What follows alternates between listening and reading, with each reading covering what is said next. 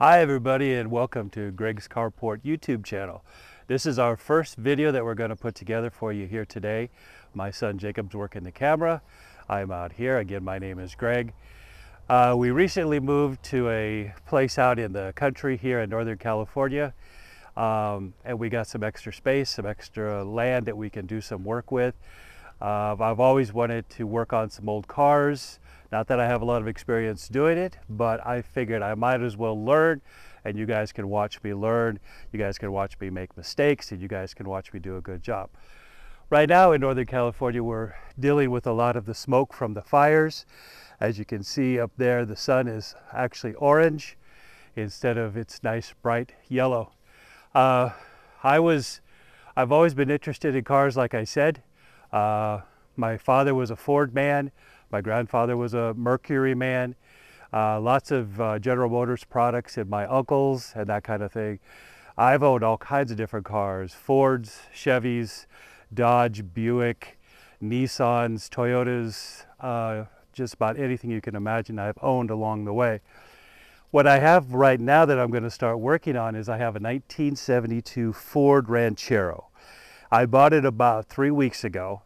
And we're going to just go ahead and we're going to go through it, see what needs to be fixed, what can be saved, what needs to be destroyed, the whole thing, because we haven't actually got inside the car yet. The car's here, but we haven't got inside of it yet.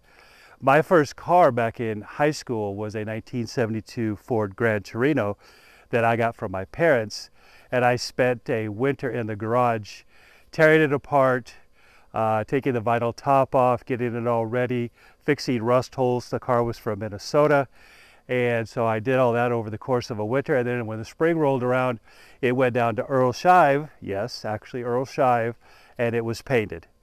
And so it seems like since then I've always had cars, but I've never really had the time or the place to work on cars. And now that I have that, we're going to go and we're going to get started and try to do some stuff, and I hope you guys enjoy it. And so now I'm going to take you guys over and we'll see the carport area that we're going to try to set up, and we can use that to work on the car. All right, so now we've moved over to the carport that we're going to be using. We're going to try to set up and use it as a workspace. I don't really like working on cars in the garage that's attached to the house. And only because I've actually seen times when old classic cars that are getting worked on, something goes wrong and there's a fire, and then it catches onto the house, and I just don't want that to happen here. So when we bought this house and we moved in here, this carport was set up when we got here, and the guy who used to own this house had a couple of boats sitting in here, and this is where he stored his boats. And so I figured this would be a great place to set up and work on some cars, because granted, we don't get snow here in the wintertime, but it does rain here. So this is watertight as far as the roof is concerned, so we can set cars in here without worrying about them getting wet in the wintertime. And we can get new sheets to put up here. The sheets that were up here were destroyed by the sun over the years, so we can get new sheets up here. That helps with the wind and stuff. But this is the space we're going to use. Unfortunately, there's no electricity running out here. We would like to obviously hang some lights in here. We have electricity in some sheds that are currently behind us, and I'll show you one of the sheds in a second.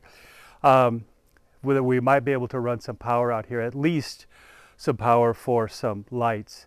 And we can always use battery operated tools, so we don't have to worry about stuff like that. But anyway, let's go ahead and step inside. I've already got a car sitting in here. It's one that we're not going to work on right away. It's a project down the road because it's been replaced by something else. But it's just a car that is going to need some work. But let's step inside and we'll take a look at that.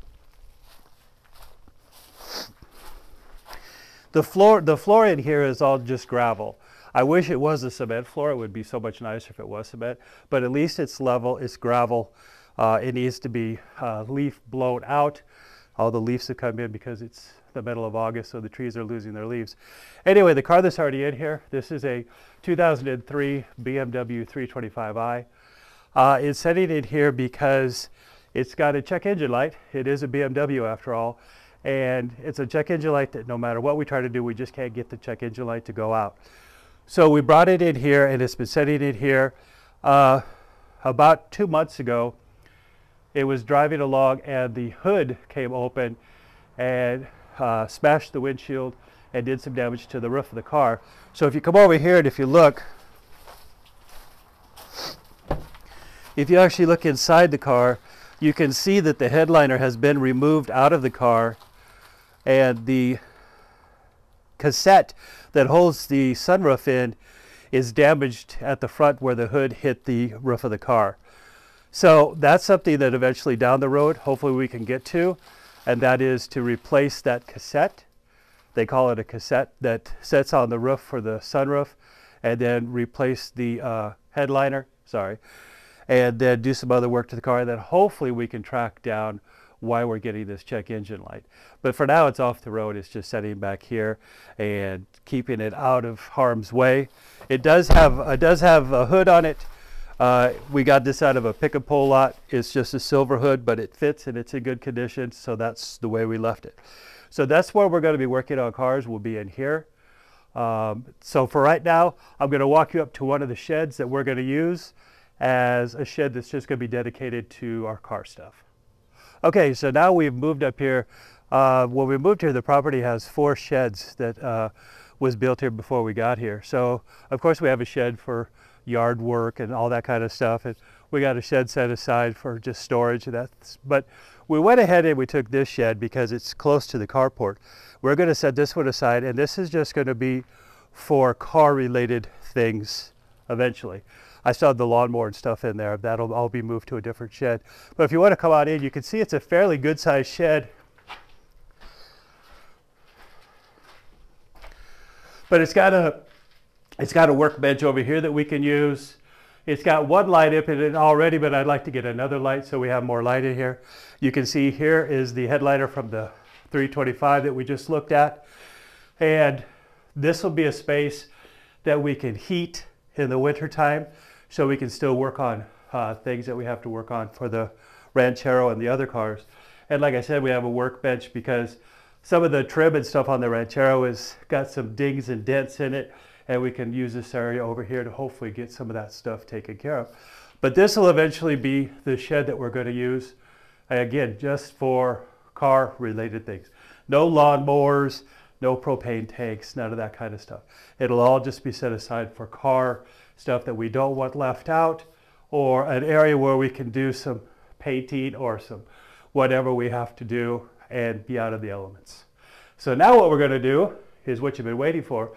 We're going to go ahead and we're going to walk over and check out the Ranchero. All right, so now we moved out here to the front where we're going to finally see the car.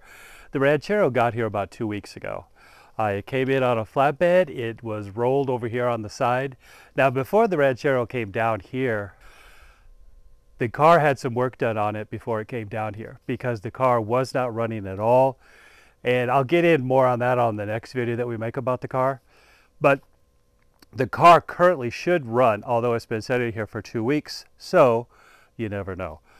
But we're going to take a look at that car, but I wanted to let you guys know something. You guys remember before when we were talking that I told you my first car, my high school car, was a 1972 Gran Torino. Well, the 72 Gran Torino and the 72 Ranchero, they both have the same front ends. So anyway, I just wanted to let you guys know that I actually still have my high school Gran Torino. It's sitting right over there. It needs work, but it's still in one piece. But that's going to be something that comes up later down the road. I want to work on the Ranchero first. So what we're going to do now is we're going to pan over and you can see the Ranchero. We're just going to do a quick walk around on the Ranchero for now. I'm not going to get into the Ranchero as far as the interior goes, because until I get an industrial shop vac to clean this thing out, and until we get some titanium type gloves, I don't really want to go digging through the car. And when we get to that point, you'll see why. So anyway, this is it right here. So this is a 1972 Ford Ranchero. This is a Ranchero 500. And they had 3 different Rancheros. They had the Ranchero 500, which is this one, which is the base. Then they had the Sport, the GT. And then they had the, I believe it was the Squire, the one that had the wood paneling on the side of it. Very distinctive front end on the 72s. We were lucky to get this one. It actually still has the grill in it. It's missing a few teeth here and there, and it's got some cracks, but I think it's something that we can fix. This is not the original hood. A 500 wouldn't have come with this hood. This is a sport hood, which would have came off of a Ranchero GT or a Gran Torino Sport. But they fit because it's the same front end on both cars. So this is the front end of the car. You can see over here it's got a little ding underneath the driver's side headlights. But if you look down the car itself is not that mangled. It's got its fair share of dents. It's got some dings. It's got some bruises. But all in all, it's not in that bad of shape. Now, one thing that I found funny on this car was you can see here where the gaskets used to be, because before this car was painted yellow years and years and years ago, this car was originally a dark green, very similar to the green like that was on Clint Eastwood's car in the Gran Torino movie. But somebody put these mirrors on instead of the sport mirrors. Now, rumor is that somewhere in this car, these sport mirrors are still there. We've got our fingers crossed, but who knows if they're there or not. We haven't got that deep into the car yet.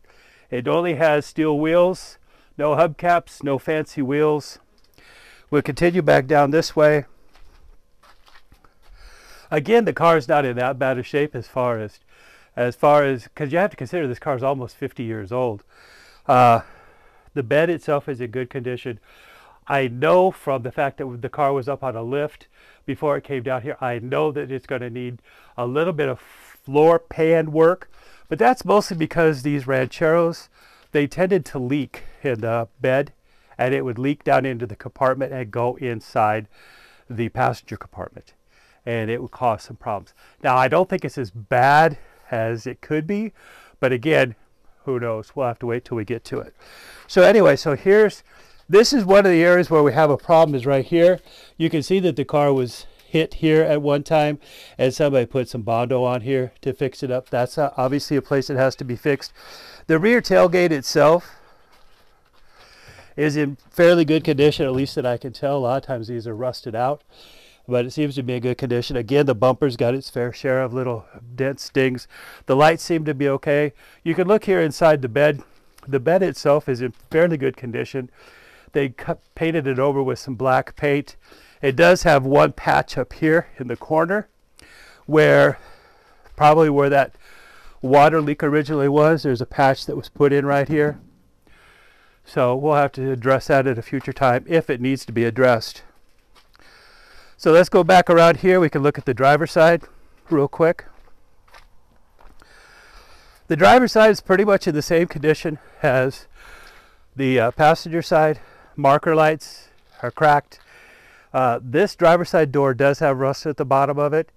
Probably over the years, leaves and stuff get down inside the doors, and they cause the water to pool up in the bottom. I don't think any of the tires match. I think they're all different.